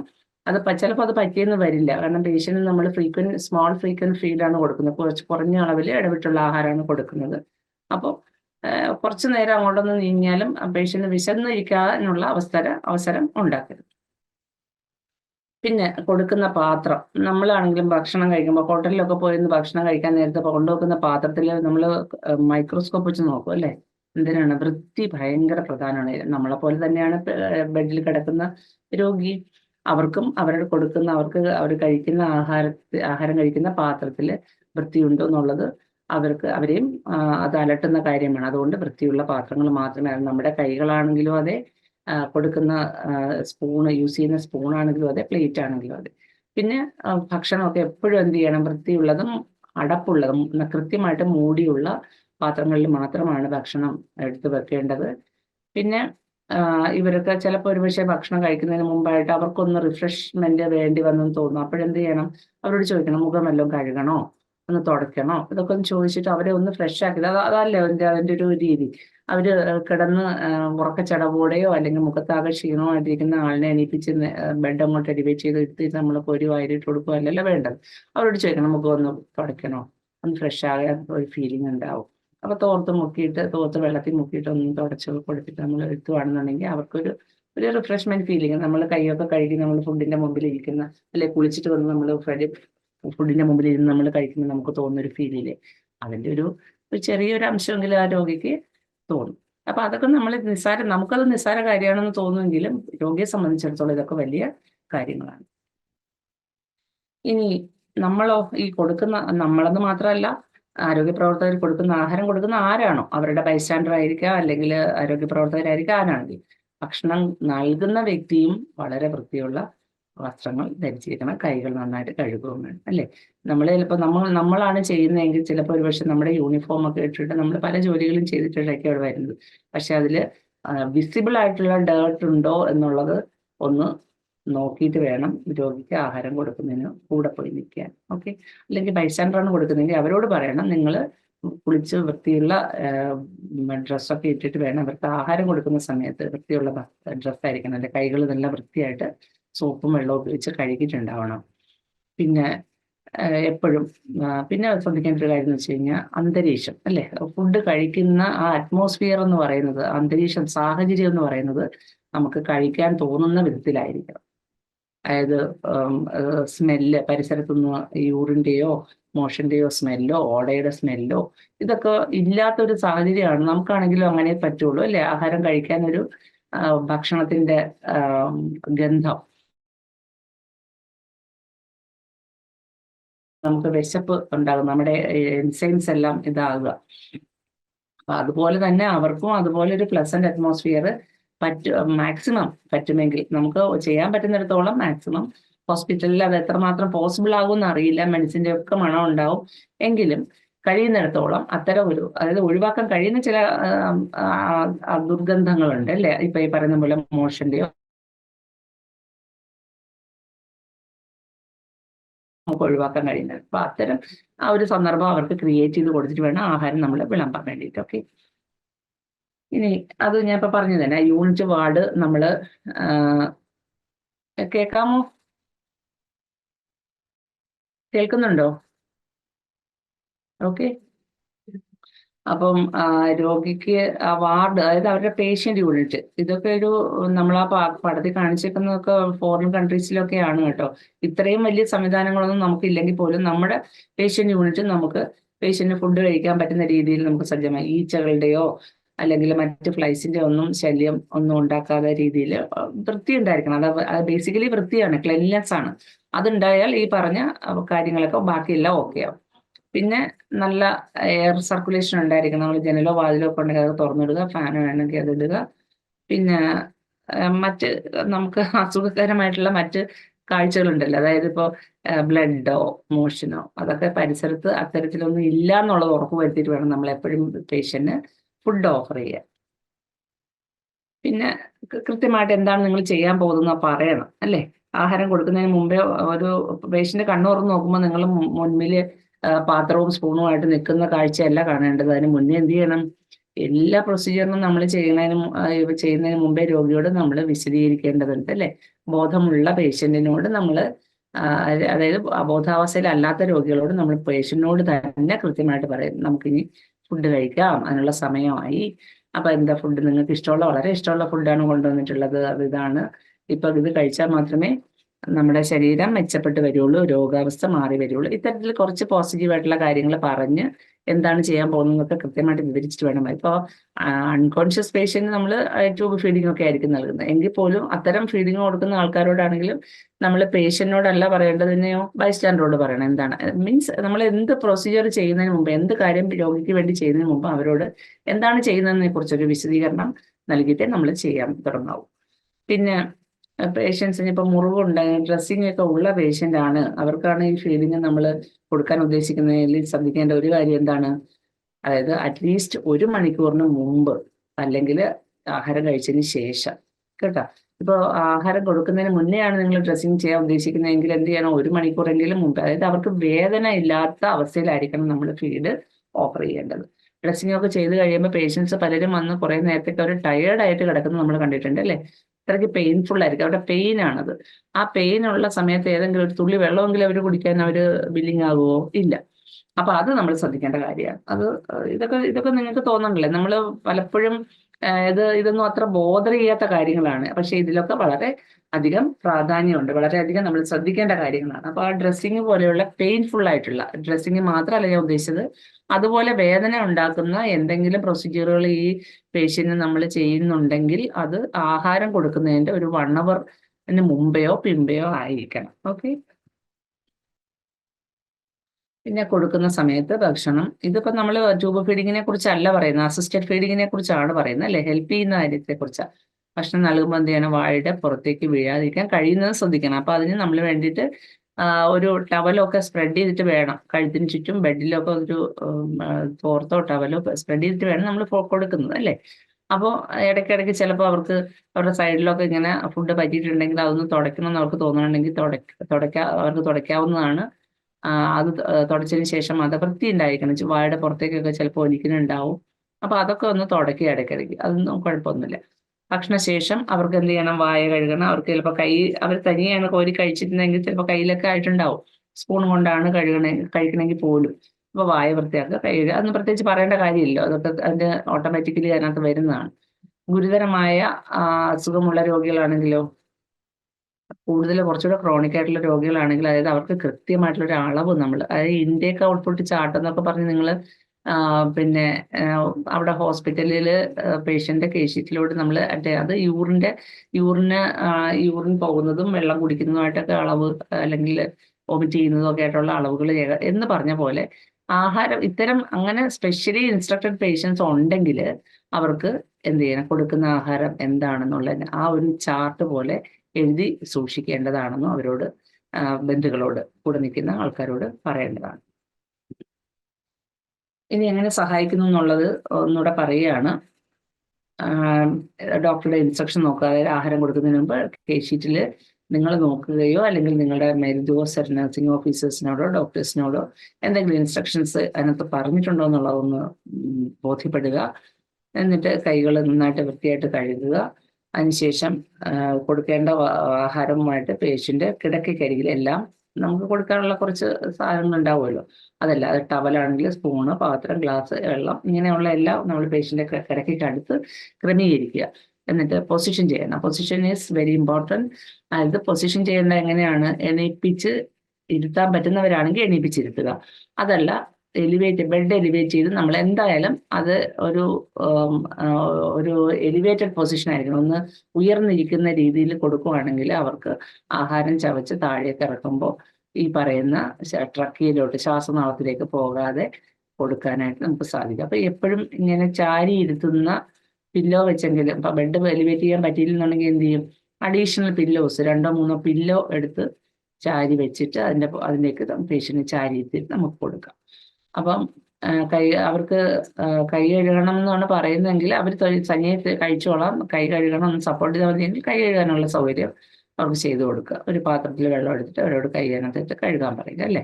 ഇതൊക്കെ ചെയ്യുന്നതാണ്. ഇത് നിങ്ങൾക്ക് കൂടുതൽ എക്സ്പ്ലെയിൻ ചെയ്യേണ്ട കാര്യമില്ലെന്ന് തോന്നുന്നു. പിന്നെ കാർഡിയാക് ടേബിൾ ഉണ്ടെങ്കിൽ അവരെ അതിൽ എടുത്തിട്ട് ഫുഡെല്ലാം അതിൻ്റെ ഫ്രണ്ടിൽ വെച്ച് കൊടുക്കുക. അതിനുശേഷം അവരോട് കഴിക്കാനായിട്ട് സ്പൂണും കൊടുക്കുക. അവർ കോരി കഴിക്കട്ടെ. പിന്നെ വസ്ത്രവും കിടക്കയും ഒക്കെ വൃത്തികേടാകാതിരിക്കാൻ ആ പടത്തിൽ നോക്കി പേഷ്യന്റ് ചെസ്റ്റിലൂടെ ഒരു ടവൽ ഇട്ടേക്കാണ്, അല്ലേ? ടവൽ സ്പ്രെഡ് ചെയ്ത്. അപ്പൊ അത് ഇട്ട് കഴിയുമ്പോൾ നമ്മൾ ആഹാരം കൊടുത്തു തുടങ്ങുന്നതിന് മുമ്പ് അത് ഇട്ട് കഴിഞ്ഞാൽ എന്ത് പറ്റും, അത് ഫുഡ് എന്തെങ്കിലും ഒന്ന് സ്പിറ്റ് ചെയ്ത് കഴിഞ്ഞാലോ അല്ലെ പേഷ്യന്റ് ഒന്ന് തുപ്പിയാലോ ഒമിറ്റ് ചെയ്താലോ ഒന്നും ബെഡിലോട്ടോ അല്ലെ അവരുടെ ദേഹത്തേക്ക് വീഴില്ല. പിന്നെ അധികം ചൂടോ തണുപ്പോ അത് നേരത്തെ നമ്മൾ പറഞ്ഞ കാര്യമാണ്. പേഷ്യന്റ് കഴിക്കാൻ ആവശ്യമായ പാകത്തിലുള്ള ചൂടുണ്ട് എന്ന് ഉറപ്പുവരുത്തുക. പിന്നെ കഴിക്കാൻ പറ്റുന്നവരോട് എന്ത് ചെയ്യണം, മെല്ലെ മെല്ലെ കഴിക്കാൻ പറയണം. വലിയ ഉരുളയൊന്നും എടുത്ത് കഴിക്കാതെ എന്ത് ചെയ്യണം, സ്പൂൺ കൊണ്ട് കുഞ്ഞു കുഞ്ഞായിട്ട് കഴിക്കാൻ പറയുക. ഓക്കെ. പിന്നെ തനിയെ കഴിക്കാൻ പറ്റാത്ത ആൾക്കാരാണെങ്കിൽ നമ്മൾ ദ്രാവക രൂപത്തിലുള്ള ഭക്ഷണം ആണ് പ്രിഫർ ചെയ്യേണ്ടത്. അതായിരിക്കും നല്ലത്. അതായത് നേരത്തെ പറഞ്ഞ പോലെ കഞ്ഞിയൊക്കെ ഒന്ന് മിക്സിയിലൊക്കെ അടിച്ചൊന്ന് കുറുക്ക് പോലെയൊക്കെ ആക്കിക്കൊണ്ട് വരുവാണെങ്കിൽ നമുക്ക് സൗകര്യമാണ്. അത് ചവയ്ക്കേണ്ട കാര്യമില്ല. അവർ വായിൽ കോരി ഒഴിച്ചാൽ മതി. അപ്പോൾ വാരി കോരി ഒഴിക്കുന്നതിന് മുമ്പ് എന്തെങ്കിലും രോഗിയോട് പറയണം, വായ തുറക്കുക. ഇൻസ്ട്രക്ഷൻസ് കൊടുക്കണം, അവരോട് സംസാരിക്കണം. ഇൻ ബിറ്റ്വീൻ അവരോട് സംസാരിച്ചുകൊണ്ടേ ഇരിക്കണം. അപ്പോഴേ അവർ ചിലപ്പോൾ ഉറങ്ങിപ്പോകും ഇതിൻ്റെ ഇടയിൽ. അപ്പോൾ അതൊന്നും പാടില്ല. അതൊക്കെ ശ്രദ്ധിക്കണം. ഉറങ്ങിപ്പോയാൽ എന്ത് സംഭവിക്കും, അത് ആസ്പിറേറ്റ് ചെയ്യും, അല്ലേ, വായിൽ വെച്ചിരുന്നിട്ട്. അപ്പോൾ അതൊക്കെ ശ്രദ്ധിക്കണം. പിന്നെ കുറേശ്ശെ അവർ വാ തുറക്കാൻ പറയുക. കുറേശ്ശെ അവർ വിഴുങ്ങിയോ എന്ന് നോക്കിയതിന് ശേഷം മാത്രമേ അടുത്ത സ്പൂൺ നൽകാവൂ. പിന്നെ കട്ടിയുള്ള ആഹാരം കൊടുക്കുമ്പോഴാണെങ്കിൽ പോലും നമ്മൾ കൊടുക്കുവാണെങ്കിൽ അത് സ്പൂൺ വെച്ച് കൊടുക്കുന്നതാണ് സൗകര്യം. ഓക്കെ. പിന്നെ ഇവർ സാവധാനം കൊടുക്കണം. നമ്മൾ കഴിക്കുന്ന അതേ വേഗതയിൽ കഴിക്കാൻ ഇവർക്ക് കഴിയില്ല. അപ്പോൾ അവർ കഴിച്ച് വായിൽ വെക്കുന്ന ഭക്ഷണം ചവച്ചിറക്കുന്നത് വരെ ഒന്ന് ക്ഷമയോടെ വെയിറ്റ് ചെയ്യേണ്ടതുണ്ട്. പിന്നെ ഫുഡ് കഴിച്ചതിന് ശേഷം സ്വാഭാവികമായിട്ടും കുറച്ച് വെള്ളം കൊടുക്കുക. അത് 2 പർപ്പസ് ഉണ്ട്. ഒന്ന് നമുക്ക് നിർജ്ജലീകരണം തടയാൻ, അല്ലെങ്കിൽ കുറച്ച് വെള്ളം അവർക്ക് കൊടുക്കാനും, കുറച്ച് ഒരു കാര്യം എന്ന് പറഞ്ഞാൽ വായിൽ ഇരിക്കുന്ന ഫുഡ് എല്ലാം ഒന്ന് ക്ലെൻസ് ചെയ്ത് അകത്തേക്ക് പോകാനും സഹായിക്കും. പിന്നെ കഴുകി പുറത്തേക്ക് തുപ്പുന്ന വെള്ളം എന്ത് ചെയ്യണം, അതൊരു കിഡ്നി ട്രേയോ ബേസിനോ കൊടുക്കുക. അവർ അവിടെ നിന്ന് തുപ്പും. ഓക്കെ. അത് കഴിഞ്ഞ് അവരുടെ മുഖവും ചുണ്ടും ഒക്കെ ഒന്ന് തുടയ്ക്കണം. പിന്നെ കഴുത്തിന് ചുറ്റുമുള്ള ടവൽ മാറ്റണം. അവർ കുറച്ചു നേരം കൂടെ അങ്ങനെ വേണമെങ്കിൽ എലിവേറ്റഡ് ഇങ്ങനെ ഇരിക്കുന്ന പൊസിഷനിൽ അവർക്ക് വേണമെങ്കിൽ, അവർക്ക് ബുദ്ധിമുട്ടൊന്നും ഇല്ലെങ്കിൽ ഇരിക്കാം. ഇല്ലെന്നുണ്ടെങ്കിൽ അവർക്ക് സൗകര്യപ്രദമായ ഏത് പൊസിഷനിലാണോ കിടക്കേണ്ടത് ആ വിധത്തിൽ അവരെ കിടത്തുക. ഓക്കെ.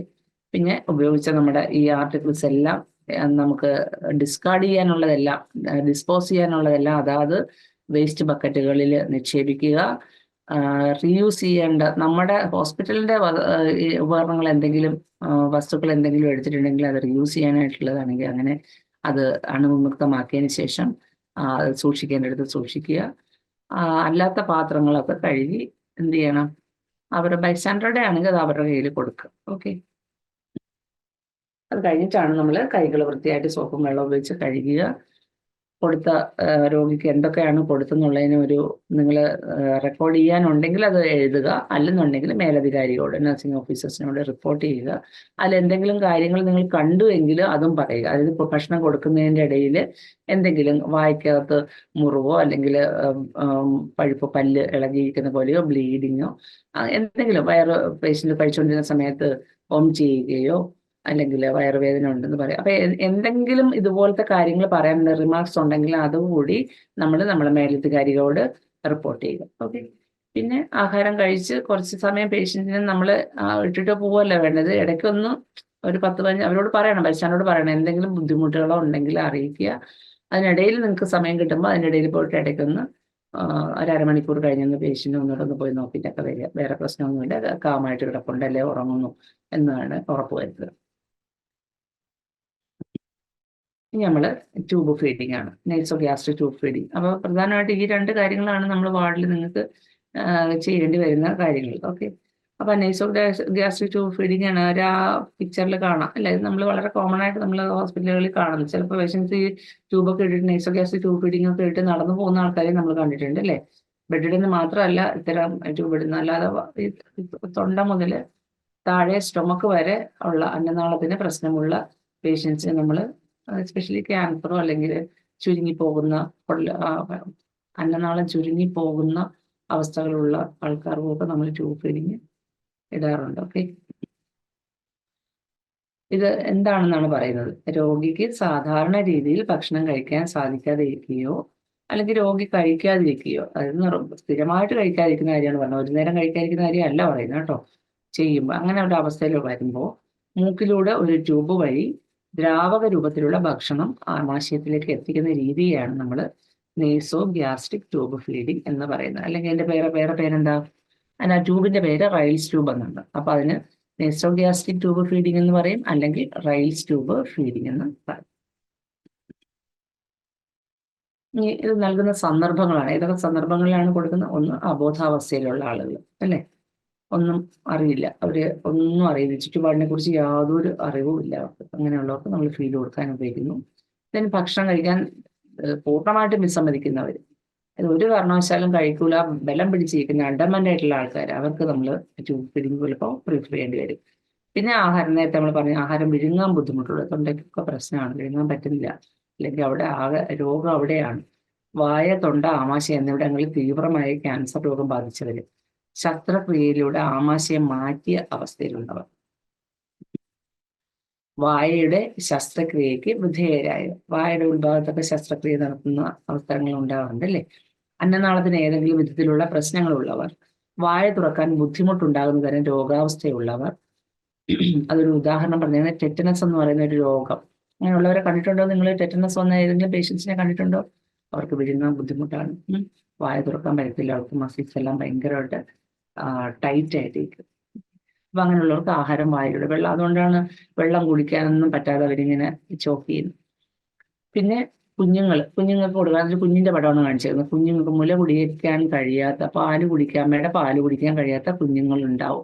അത് പ്രീടേൺ ബേബി തൊട്ട് പല പ്രശ്നങ്ങളുള്ള കുഞ്ഞുങ്ങളുണ്ടാവും. അപ്പൊ അങ്ങനെയുള്ളവർക്ക് നമ്മൾ കുഞ്ഞുങ്ങൾക്ക് ഗ്യാസ്ട്രിക് ട്യൂബ് നമ്മൾ ഇടാറുണ്ട്. എന്തൊക്കെ സാധനങ്ങൾ വേണം? ആവശ്യമായ ഫീഡിങ് കൊടുക്കാൻ ആവശ്യമായിട്ടുള്ള എന്തൊക്കെ സാധനങ്ങൾ വേണം എന്നുള്ളതാണ് കേട്ടോ. ആവശ്യമായ ഫീഡ് ഡോക്ടർ പ്രത്യേകം പറഞ്ഞിട്ടുണ്ടെങ്കിൽ ആ പറഞ്ഞിട്ടുള്ള ഫീഡ് എന്താണോ ആ ഫുഡ്, ശുദ്ധമായ വെള്ളം, 50 മില്ലി സിറിഞ്ച് അല്ലെങ്കിൽ 20 മില്ലി സിറിഞ്ച്, നമുക്ക് ഇവിടെ അവൈലബിൾ 20 മില്ലി സിറിഞ്ച് ഒക്കെ ആയിരിക്കില്ല, 50 കിട്ടുവാണെങ്കിൽ ഏറ്റവും ബെസ്റ്റ്. പ്ലാസ്റ്റിക് ഷീറ്റും ടവലും വേണം, കിഡ്നി ട്രേ വേണം. എങ്ങനെയാണ് കൊടുക്കേണ്ടത്? ശ്രദ്ധിക്കേണ്ട കാര്യങ്ങളുണ്ട്, കുറച്ച് കാര്യങ്ങൾ ഫീഡിങ് കൊടുക്കുന്നതിന് മുമ്പ്. ഫീഡിങ് നമ്മൾ കൊടുക്കുന്നതിന് മുമ്പ് ഡോക്ടറുടെ ഇൻസ്ട്രക്ഷൻ ഉണ്ടോ എന്ന് കൃത്യമായി, അതായത് റൈൽസ് ട്യൂബ് ഫീഡിങ് ഡോക്ടർ എഴുതിയിട്ടുണ്ടോ, ഓർഡർ ഉണ്ടോ എന്ന് നോക്കാം. പിന്നെ ഫീഡിങ് കൊടുത്ത സമയം അല്ലേ, അതിന്റെ എന്താണ് കൊടുത്തത്, എത്ര വോളിയം കൊടുത്തു, എത്ര ml കൊടുത്തു, അത് രേഖപ്പെടുത്തണം, അത് റിപ്പോർട്ട് ചെയ്യണം. നിങ്ങൾ രേഖപ്പെടുത്തുന്നില്ല എന്നുണ്ടെങ്കിൽ അതെന്ത് ചെയ്യണം? നിങ്ങളുടെ മേലധികാരി നഴ്സിംഗ് ഓഫീസേഴ്സിനോട് അത് റിപ്പോർട്ട് ചെയ്യുക, അവര് ചാർട്ടിൽ മാർക്ക് ചെയ്യും. ഓരോ തവണ ആഹാരം കൊടുക്കുന്നതിന് മുമ്പ്, അല്ലെങ്കിൽ നമ്മൾ മരുന്നോ, അങ്ങനെയുള്ളവർക്ക് മരുന്നും നമ്മൾ അത് വഴിയല്ലേ കൊടുക്കാൻ പറ്റുള്ളൂ. അപ്പൊ മരുന്നോ ആഹാരമോ കൊടുക്കുന്നതിന് മുമ്പ് ഇത് കൃത്യമായിട്ട് ആ പൊസിഷനിൽ തന്നെയാണ്. പൊസിഷൻ എന്ന് പറയുമ്പോൾ എങ്ങനെയാണ്? അതായത് മൂക്കിലൂടെ പോകുന്ന ട്യൂബ് അന്നനാളത്തിലൂടെ ആമാശയത്തിൽ തന്നെയാണോ ഇത് കിടക്കുന്നതെന്ന് ഉറപ്പാക്കണം. അത് പ്രധാനപ്പെട്ടതാണ്. അപ്പൊ കാരണം എന്താ വെച്ച് കഴിഞ്ഞാൽ, ഈ പേഷ്യന്റിന് ഇപ്പൊ നമ്മൾ റൈസ് ട്യൂബ് ഇട്ടാൽ പൂർണ്ണമായിട്ട് അത് അവിടെ തന്നെ കിടക്കണം ഒരു നിർബന്ധമില്ല. പേഷ്യന്റ് ഭയങ്കരമായിട്ട് ഛർദ്ദിക്കുന്ന സമയത്തോ അല്ലെങ്കിൽ ചുമയ്ക്കുന്ന സമയത്തോ ഈ ട്യൂബ് അവിടുന്ന് മാറിയിട്ട് പൊസിഷൻ മാറാൻ സാധ്യതയുണ്ട് അല്ലേ. അപ്പൊ അതുകൊണ്ട് തന്നെ ഈ അടുത്ത ഫീഡ് കൊടുക്കുന്നതിന് മുമ്പ്, നമ്മൾ ഓരോ ഫീഡ് കൊടുക്കുന്നതിന് മുമ്പ് ഇത് സ്റ്റൊമക്കിൽ തന്നെയാണോ എന്നുള്ളത് നമ്മൾ കൃത്യമായിട്ട് ഒന്ന് പരിശോധിച്ചതിന് ശേഷം മാത്രമേ ഫീഡ് കൊടുക്കാവൂ.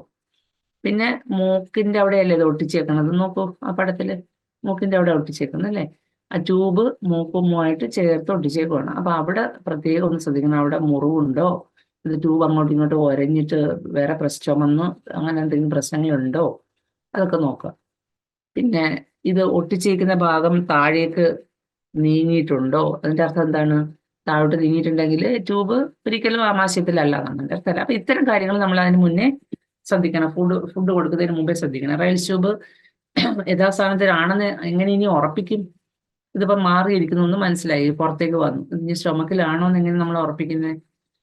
ഒന്നും ചെയ്യാന്ന് വെച്ച് കഴിഞ്ഞാൽ ഒരു 5cc സിറിഞ്ച് കൂടെ നമ്മൾ കയ്യിൽ കരുതുക. ഈ പറയുന്ന ഫീഡ് കൊടുക്കുന്ന സിറിഞ്ച് അല്ലാണ്ട് വേറൊരു സിറിഞ്ച് കൂടെ കരുതുക. അത് കൊണ്ട് അതൊന്ന് ആസ്പിറേറ്റ് ചെയ്ത് നോക്കുക. നമ്മൾ ആ ട്യൂബിലൂടെ നേരത്തെ കൊടുത്തത് ഒന്ന് വലിച്ചു നോക്കുക, സിറിഞ്ച് വെച്ചിട്ട് പുറത്തേക്ക് വലിച്ചു നോക്കുക. അപ്പൊ ആ വരുന്ന കണ്ടന്റിനകത്ത് നേരത്തെ കൊടുത്ത ആഹാരം ദഹിക്കാതെ കിടപ്പുണ്ടോ എന്നുള്ളത് നമുക്കറിയാൻ കഴിയും. അതല്ല മഞ്ഞ നിറത്തിൽ ദ്രാവകം പോലെയാണ് വരുന്നതെങ്കിൽ അത് ദഹിച്ചു, അത് ഗ്യാസ്ട്രിക് കണ്ടന്റ് ആണ്, വയറ്റിനകത്തുള്ള സ്റ്റൊമക്കിനകത്തുള്ള ദ്രാവകങ്ങളാണ്. ഓക്കെ. ഈ ഗ്യാസ്ട്രിക് കണ്ടന്റ് ആസ്പിറേറ്റ് ചെയ്യാൻ പാടില്ലാത്ത രോഗാവസ്ഥയുള്ള രോഗികളിൽ നമ്മൾ എന്ത് ചെയ്യും? ഒരു കാരണവശാലും നിങ്ങൾ അത് ആസ്പിറേറ്റ് ചെയ്യാൻ പാടില്ല. ഓക്കെ. പിന്നെ അത് നിർദ്ദേശങ്ങൾ ഉണ്ടാവും. ഇന്ന രോഗിക്ക് അത് ആസ്പിറേറ്റ് ചെയ്യാൻ പാടില്ല എന്ന് നിർദ്ദേശം ഉണ്ടാവും അതിനകത്ത് കേട്ടോ. അതൊക്കെ ചോദിച്ച് മനസ്സിലാക്കിയിട്ട് വേണം നമ്മൾ ഫീഡ് കൊടുക്കാൻ പോകാനായിട്ട്. ഇനി ഏതെങ്കിലും ശ്വാസം എടുക്കാൻ ബുദ്ധിമുട്ടുള്ള ആൾക്കാരുണ്ടോ എന്നുകൂടെ ഒന്ന് നോക്കുക. എന്തിനു വേണ്ടിയിട്ടാണ്? ചിലപ്പോൾ ഒരുപക്ഷെ ഇത് ട്യൂബ് പൊസിഷൻ മാറി കിടന്നിട്ട് ശ്വാസകോശത്തിൽ പോയിട്ട് ചിലപ്പോൾ ഒരുപക്ഷെ കൊടുക്കുന്ന കണ്ടന്റ് ശ്വാസകോശത്തിൽ പോയിട്ടുണ്ടാവും. അങ്ങനെയാണ് ഈ റൈസ് ട്യൂബ് എടുക്കുന്ന പേഷ്യന്റിന് അതുവരെ ഇല്ലാത്ത ശ്വാസമുട്ടുണ്ടെങ്കിൽ തീർച്ചയായിട്ടും അത് നിങ്ങൾ നോട്ട് ചെയ്യുന്നുണ്ടെങ്കിൽ അവരോട് എത്രയും പെട്ടെന്ന് റിപ്പോർട്ട് ചെയ്യണം കേട്ടോ. പിന്നെ ട്യൂബ് ഫീഡിങ് നൽകുന്നതിന് മുമ്പും ശേഷവും അല്പം വെള്ളം നൽകണം. പിന്നെ ഡോക്ടറുടെ നിർദ്ദേശിക്കുന്ന മരുന്നുകൾ അത് തരികളൊന്നും ഇല്ലാതെ നമുക്ക് ഈ ട്യൂബ് വഴി നൽകാവുന്നതാണ്. പിന്നെ വെള്ളം നൽകുമ്പോൾ അത് പിടിച്ചേക്കുന്നുണ്ടല്ലോ, റൈൽസ് ട്യൂബ് പിടിച്ചേക്കുന്നുണ്ടോ? പടത്തിൽ നേരെ സ്ട്രെയിറ്റ് ആയിട്ടാണ് പിടിച്ചേക്കുന്നത് അല്ലേ? വെള്ളം നൽകുമ്പോൾ വെള്ളം ഒഴുകുന്നതിന് തടസ്സം ഉണ്ടോയെന്നും അപ്പോഴും നോക്കണം. കാരണം അങ്ങനെ വെള്ളം പോകാൻ തടസ്സം ഉണ്ടെങ്കിൽ എന്തായാലും ഫീഡ് ഒഴിക്കാൻ പാടില്ല. അത് ട്യൂബിൽ എവിടെയെങ്കിലും ബ്ലോക്ക് ഉണ്ടാവും. അപ്പൊ അത് ഇത്തരം കുറച്ച് ജനറൽ ആയിട്ടുള്ള കുറെ കാര്യങ്ങൾ നമ്മൾ ഫീഡ് കൊടുക്കുന്നതിന് മുമ്പ് ഫീഡ് കൊടുക്കുന്നതിന് മുൻപാണ് ഇത്തരം കാര്യങ്ങൾ ശ്രദ്ധിക്കേണ്ടത്. ഇനി ട്യൂബ് ഫീഡിങ് കൊടുക്കുമ്പോൾ എന്ത് ചെയ്യണം? മെല്ലെ കൊടുക്കണം, സാവധാനം നൽകണം. സിറിഞ്ച് അത് ലിഫ്റ്റ് ചെയ്ത് പിടിക്കണം. കണ്ടോ പേഷ്യന്റെ തലയ്ക്ക് മേളിലോട്ടാണ്, കുറച്ച് ഉയരത്തിലാണ് പിടിച്ചിട്ടുള്ളത്. അതിൽ മാർക്കിംഗ് ഉണ്ട്. അത് സാവധാനം വീണാൽ താഴേക്ക് ഫ്ലോ വളരെ സ്മൂത്തായിട്ട് താഴേക്ക് ഫ്ലോ ചെയ്യുമ്പോൾ എന്ത് ചെയ്യണം? അതിലേക്ക് കുറേശ്ശെയായിട്ട് നമ്മൾ ഒഴിച്ചു കൊടുത്തോണ്ടേ ഇരിക്കുക.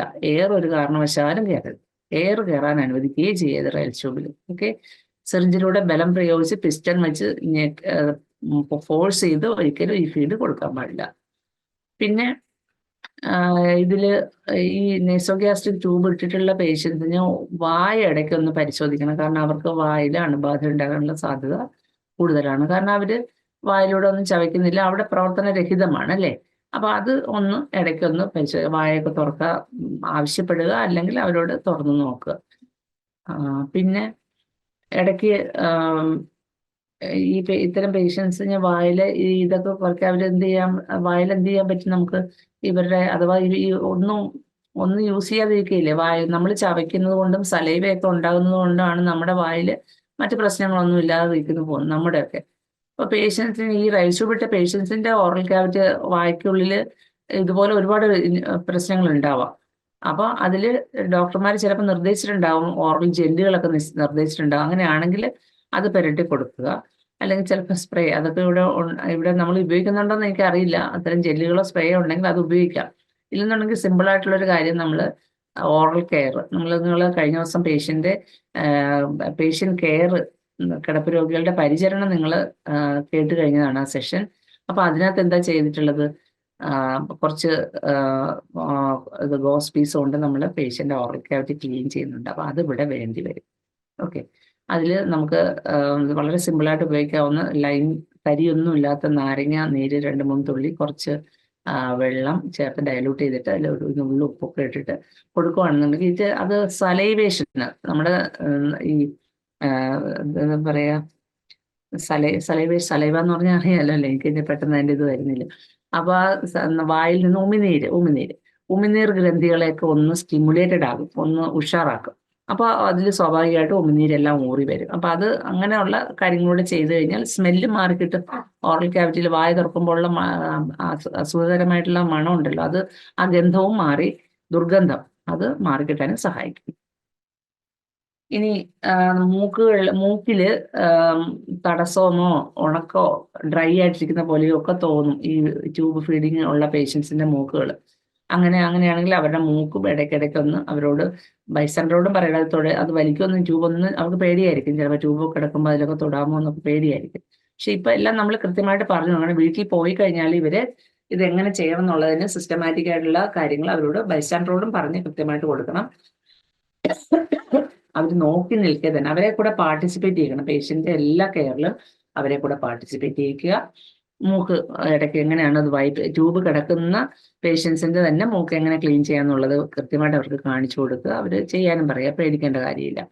പിന്നെ അതിന് ചുവപ്പോ വീക്കമോ ഒക്കെ ഉണ്ടെങ്കിൽ അത് നിങ്ങൾ കണ്ടെത്തുന്നുവെങ്കിൽ അത് നിങ്ങളുടെ മെഡിജോസ്റ്ററെ ഡോക്ടറെ നഴ്സിംഗ് ഓഫീസറെയോ റിപ്പോർട്ട് ചെയ്യാൻ ഉടനെ തന്നെ. കാരണം അത് ചുമന്നിരിക്കുന്നു, അവിടെ മുറിവുണ്ടാകാനുള്ള സാധ്യത അല്ലെങ്കിൽ അത് ഇൻഫെക്ഷൻ ഉണ്ടാകാനുള്ള സാധ്യതയൊക്കെ ഉണ്ടാവും.